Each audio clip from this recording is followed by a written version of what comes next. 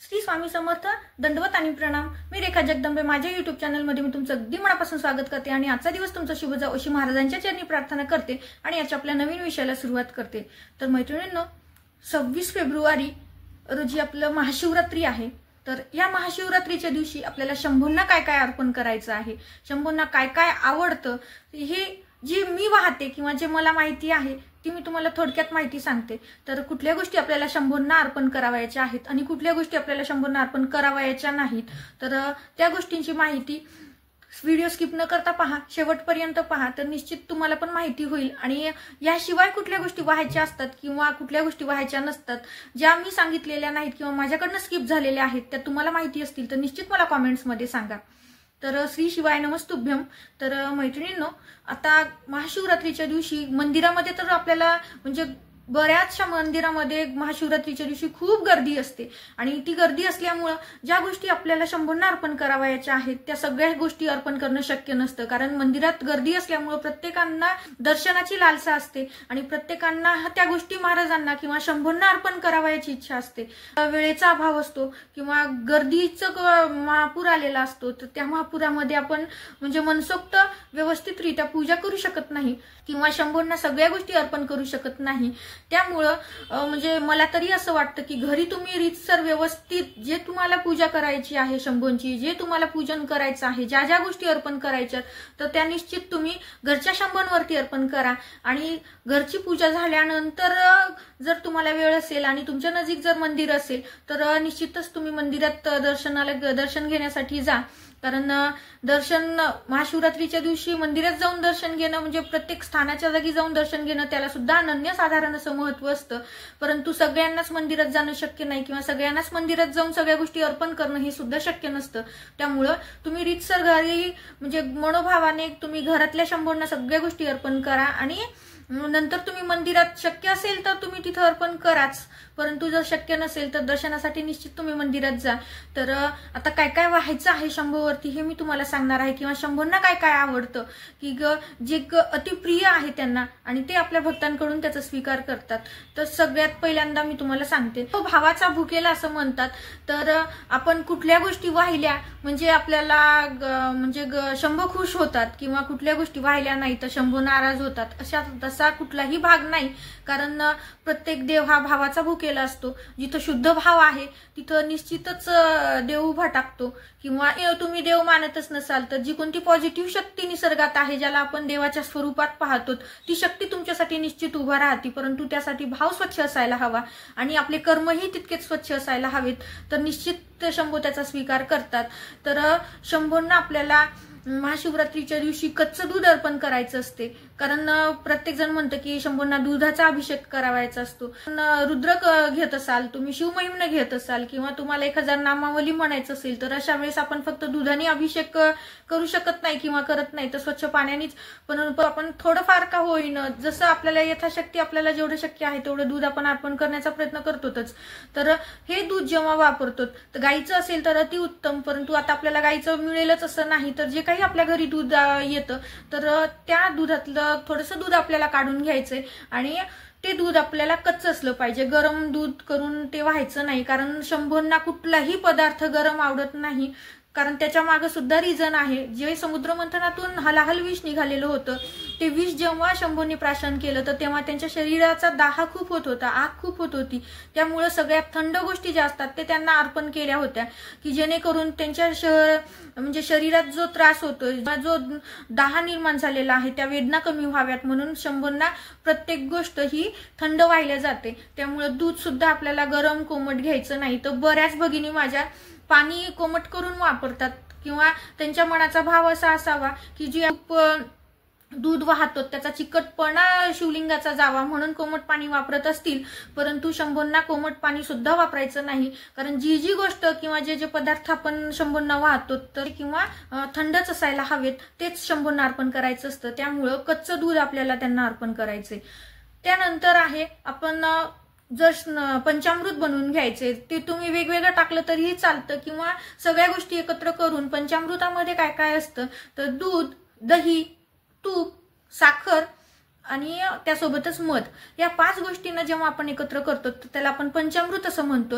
जर फक्त दूध, फक्त मध या गोष्टी आपण वेगवेगळ्या करून वाहण्यापेक्षा तुम्ही ते पंचामृत करून वाहिलं तर अतिउत्तम, कारण सगळ्या गोष्टी एकत्रच केल्यामुळे ते एकत्रितरित्या अभिषेक होतो. किंवा वेगवेगळा टाकण्याचा टाइम, कारण जर तुम्ही मंदिरामध्ये अभिषेक करत असाल तर ह्या प्रत्येक गोष्टी वेगवेगळ्या पद्धतीने म्हणजे वेगवेगळ्या जर टाकल्या तर निश्चित वेळ जास्त लागतो आणि प्रत्येकांना दर्शन हवं असतं.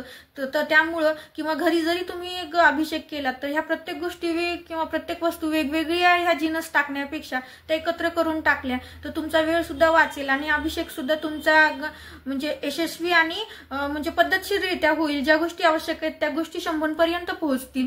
त्यामुळे शक्यतोपर्यंत हे पंचामृत बनवून घ्यायचे. मग त्यानंतर आपल्याला ऊसाचा रस टाकून घ्यायचा आहे, कारण अशी मान्यता आहे की ऊसाचा रस टाकल्यानंतर जे म्हणजे खूप आजारी असतात तर त्यांचे आजार बरे होतात, म्हणून ऊसाचा रस सुद्धा शंभूंना अर्पण करतात. तर महाशिवरात्रीचं औचित्य साधून निश्चितच तुम्ही ऊसाचा रस टाकला तरीही चालतो. त्यानंतर मग स्वच्छ पाण्याचा अभिषेक करून घ्यायचा आहे. हे पंचामृत टाकून घेतल्यानंतर शंभूंना स्वच्छ पाण्याने धुवून घ्यायचंय. आणि मग जर तुम्हाला रुद्र शिवमहिमनं जे काही म्हणत हे करायचं आहे किंवा काहीच जरी म्हणता आलं नाही तर ओम नमः शिवाय, म्हणजे ह्या मंत्रासारखा एकदम सोपा असा कुठलाच मंत्र नाही, तर साधं तुम्ही ओम नमः शिवाय म्हणत जरी अभिषेक केला तरीही तो शंभूंना खूप खूप प्रिय आहे. शंभो माझे आधीच भोळे आहेत आणि देवभावाचा भूकेला आहे, त्यामुळं निश्चितच शंकर त्याचा स्वीकार करतील. तर ह्या पद्धतीने आपल्याला अभिषेक करायचा आहे. तर हे पंचामृत बनवताना बरेच जण त्याच्यामध्ये केळी सुद्धा वापरतात.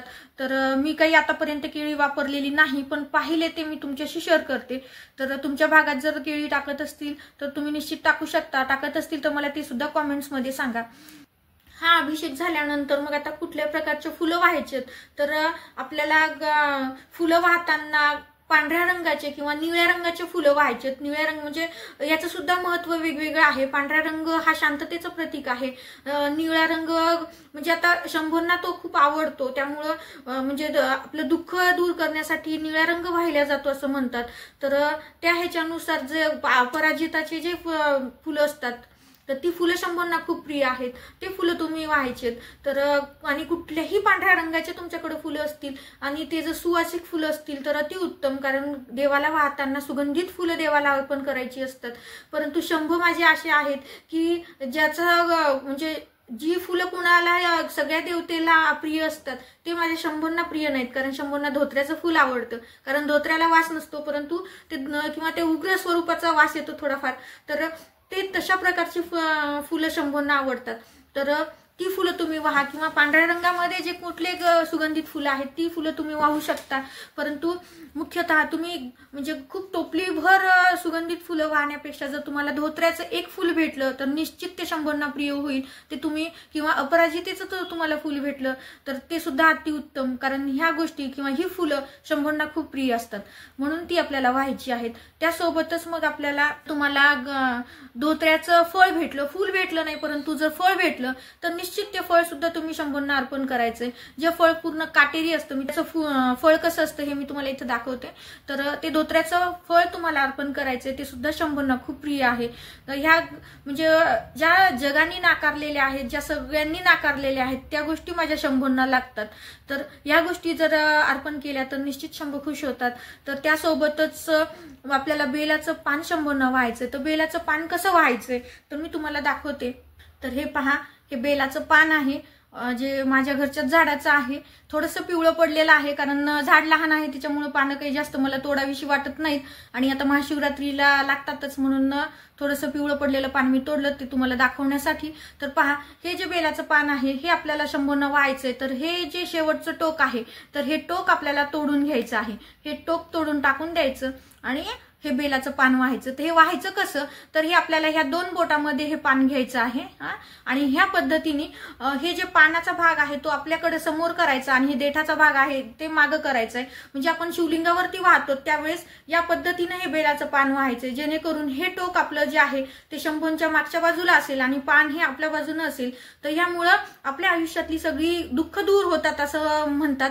तर त्यामुळे आपल्याला हे बेलाचं पान वाहताना या पद्धतीनं व्हायचं असतं. सोबतच जर तुम्हाला बेलाचं फळ भेटलं तर ते सुद्धा तुम्ही निश्चित शंभूंना अर्पण करू शकता. बेला किंवा बेल जरी असेल आणि तुम्हाला फळ अवेलेबल होत असेल तर निश्चित तुम्ही महाशिवरात्रीच्या दिवशी ते बेलफळ शंभूंना अर्पण करा, कारण ते शंभूंना अतिशय प्रिय आहे. आपल्याला पांढऱ्या शुभ्र अक्षदा घ्यायच्यात.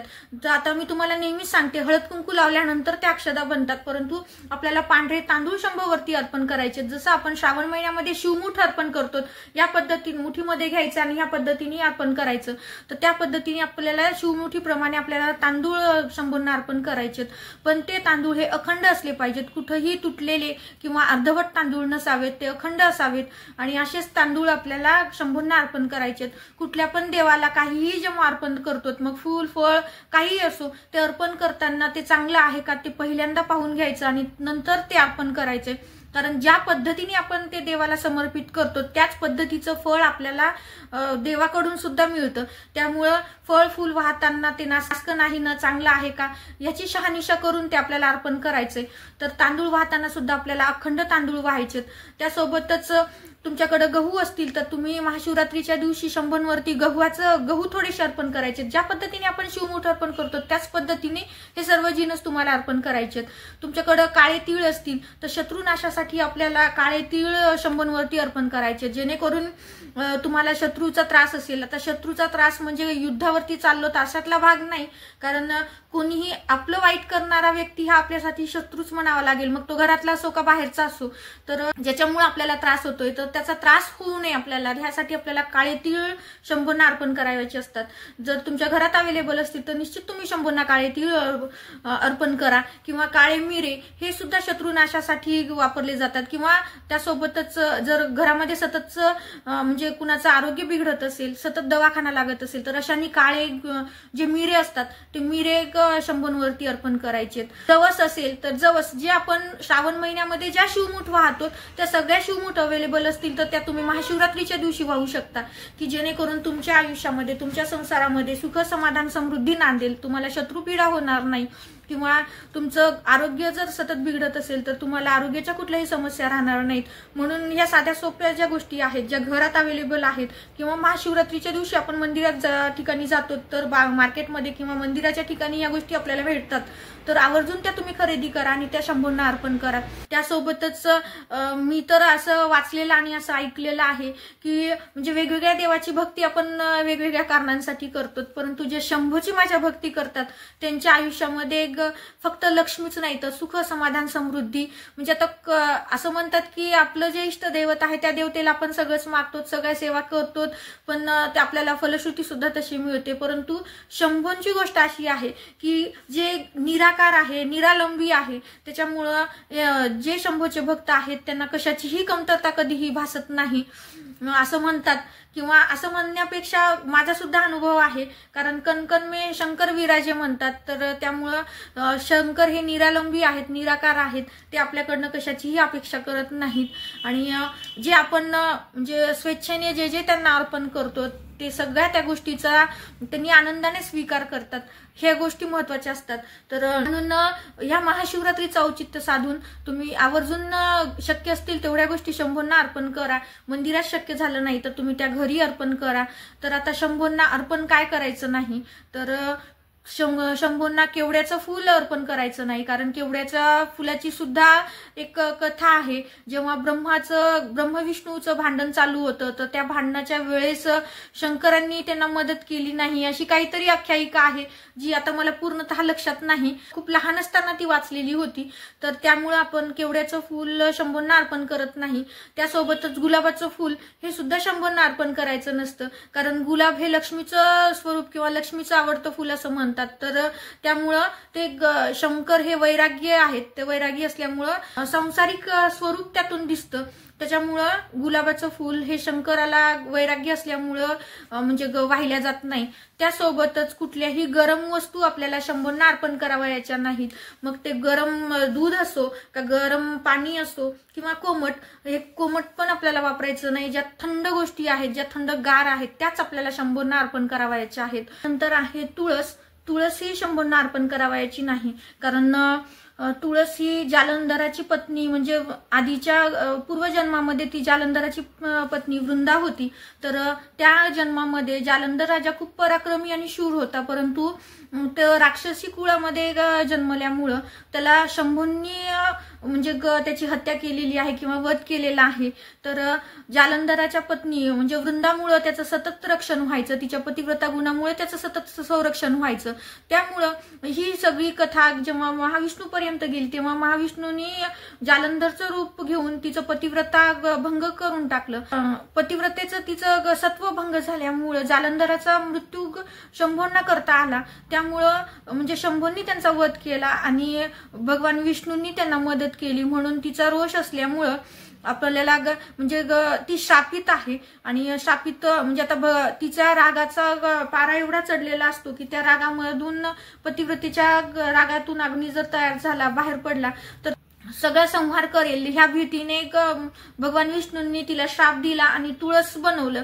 त्यामुळं ती शापित असल्यामुळे तिच्या मनामध्ये भगवान शंभोंबद्दल कुठलाही आदर नव्हता. तिच्या पतीला मारल्यामुळे त्यांच्याबद्दल खूप राग होता. त्यामुळं तुळस ही कधीही शंभोंना अर्पण करावायची नसते. त्यासोबतच शंभोंच्या पूजेमध्ये शंख ठेवायचा नाही, कारण शंख हे भगवान विष्णूंना आवडणारं किंवा विष्णूचं प्रतीक आहे, जे लक्ष्मी आणि म्हणजे विष्णूसाठी समर्पित आहे. त्यामुळं त्याचा नाद शंभोंना प्रिय नाही. म्हणून आपण पूजेमध्ये शंकराच्या शंख ठेवायचा नाही. तर शंकरांना भस्म खूप प्रिय आहे. त्याच्यामुळं आपण म्हणजे भस्म म्हणजे सुरुवातीला आपण शंभोंना काय काय अर्पण करायचं यामध्ये भस्म राहून गेलेलं होतं. तर शंभोंना आवर्जून भस्म चढवायचं असतं, कारण ते वैरागी आहेत, स्मशानवासी आहेत, त्याच्यामुळे त्यांना भस्म प्रिय आहे. तर ते भस्म त्यांना अर्पण करायचं. त्यानंतर मग आणखीन कुठली गोष्ट व्हायची नाही. तर तुटकं बेलपान व्हायचं नाही. तर ते मी तुम्हाला फळाच्या ह्याच्यामध्ये सांगितलेलंच आहे, पण बेलपान राहून गेलं म्हणून मी ते परत घेते.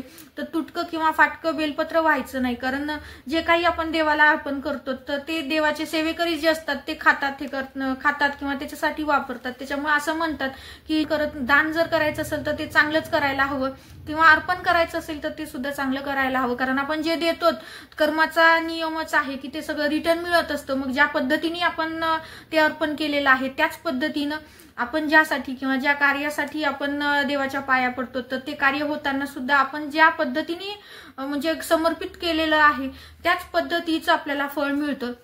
त्यासोबतच आपल्याला शंभोंना हळद कुंकू सुद्धा व्हायचं नाही, कारण हळद कुंकू हे सुद्धा एक संसाराचं प्रतीक मानलं जातं आणि शंभो हे वैरागी आहेत. त्याच्यामुळे त्यांना हळद कुंकू सुद्धा व्हायचं नसतं. तर त्याऐवजी आपण भस्म व्हायचं असतं, जे शंभोंना खूप प्रिय आहे.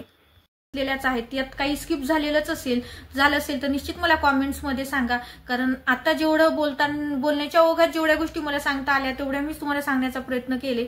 तर आवडली असेल माहिती तर लाईक करा, शेअर करा. चॅनलवरती आपल्या नवीन असाल तर सबस्क्राईब करायला विसरू नका. दिलेली माहिती, दिलेली सेवा ही महाराजांच्या चरणी, शंभोंच्या चरणी मी रुजू करते आणि हा व्हिडिओ मी इथंच थांबवते. श्री स्वामी समर्थ. दंडवत आणि प्रणाम. श्री शिवाय नमस्तुभ्यम.